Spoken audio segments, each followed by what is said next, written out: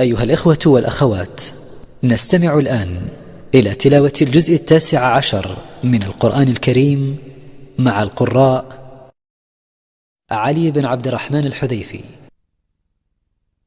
محمد محمود الطبلاوي، توفيق الصائغ، مشاري بن راشد العفاسي. والآن مع تلاوة عطرة للقارئ الشيخ علي بن عبد الرحمن الحذيفي. أعوذ بالله من الشيطان الرجيم. وقال الذين لا يرجون لقاءنا لولا أنزل علينا الملائكة أو نرى ربنا لقد استكبروا في